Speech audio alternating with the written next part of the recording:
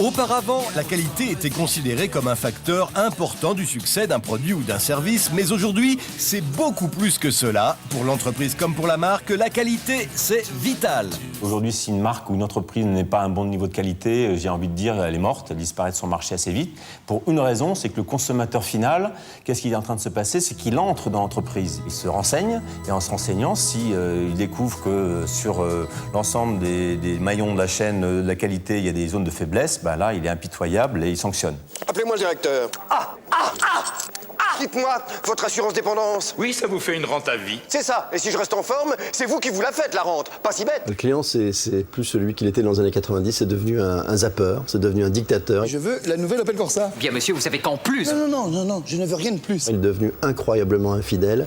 Et il attend en fait de chacun de ses fournisseurs le meilleur de ce qu'il trouve ailleurs. Je l'aurai un jour.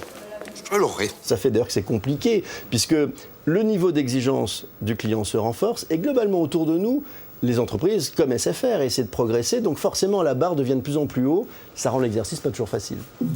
Cette demande d'excellence est évidemment globale. Mais si de gros efforts ont été réalisés sur la qualité des produits et les innovations technologiques, il reste beaucoup à faire en matière de contact humain et en premier lieu sur l'accueil des clients en boutique. En France, la qualité de service est davantage améliorée par la technologie que par les comportements. Welcome, Mr. Longy.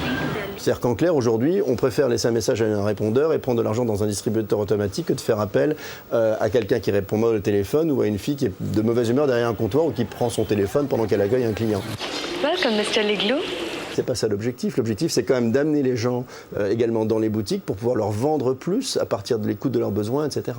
Et Michel, tu sais le vieux TR700 que j'ai refilé à la blondasse? Vous voulez que je lui installe, je lui explique tout. Et alors? Je suis pas assistante sociale. Le principal écueil, ce n'est pas le vendeur malhonnête, mais un problème certes moins grave, mais bien plus répandu. Le manque d'écoute et de compréhension des besoins du client. Ça, il y a une entreprise qui s'appelle IBM, qui était jusqu'à une date récente le leader des PC, ça a été quand même l'inventeur du PC. Et IBM, dans les années 80, disait à ses vendeurs une chose, il leur donnait un conseil. Il leur disait vendre, c'est se taire. C'est un travail sur soi, d'humilité, de professionnalisme aussi, d'écouter ses clients et de répondre à ce moment-là à leurs besoins. Parce qu'on capte à ce moment-là les angoisses. Il y a des personnes âgées qui s'achètent un téléphone portable, ne sont pas tous les mêmes que le gamin de 12 ans qui va être très high-tech par rapport à une mamie qui veut simplement pouvoir lire les chiffres sur son clavier. Ce sont autant d'éléments dont il faut tenir compte et l'écoute est probablement la première qualité d'un vendeur. Autre problème inhérent à la téléphonie mobile, où chaque vente dure en moyenne 20 à 30 minutes, les attentes sont souvent mal vécues par le client. S'il voit qu'il y a trop de monde, il ira peut-être chez le concurrent. Si lorsqu'il est dans une file d'attente, personne ne lui dit « je suis à vous dans un instant » alors qu'on termine de s'occuper d'un client, peut-être partira-t-il chez un concurrent. Nous vous attendions, monsieur Langlois. Soigner l'accueil, bien gérer les attentes, être à l'écoute, tout cela n'est finalement qu'une question de bon sens. Mais un bon sens appliqué à chacun des clients de manière unique. Chez McDonald's, l'entreprise que personne n'aime mais où tout le monde va, on passe son temps à dire qu'on vend chaque jour dans le monde 60 millions de hamburgers. Mais un par un. Ça se passe comme ça chez McDonald's. Ce qui est difficile, c'est pas d'en vendre 60 millions. Ce qui est difficile, c'est de vendre un par un.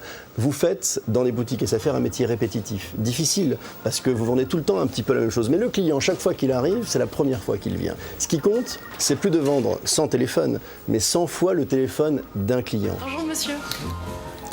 Est-ce que vous pourriez me dire comment on allume le portable? En résumé, les fondamentaux de la qualité en boutique sont donc l'accueil du client, même s'il en est déjà occupé, la découverte de ses besoins, la prise en main systématique du téléphone après achat et la valorisation du client déjà abonné SFR. Je vous remercie beaucoup. N'ayez plus honte de poser toutes vos questions. Du débutant au pro, Espace SFR, le meilleur endroit pour parler mobile.